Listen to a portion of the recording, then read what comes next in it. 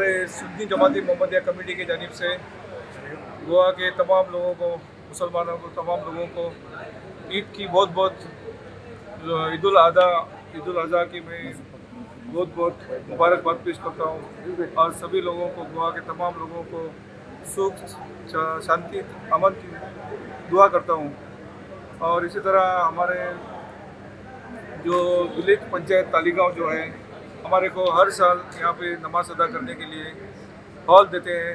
तो मैं हमारे तालिगांव पंचायत का हमारे तहे दिल से कमेटी की जानिब से शुक्रिया अदा करता हूँ।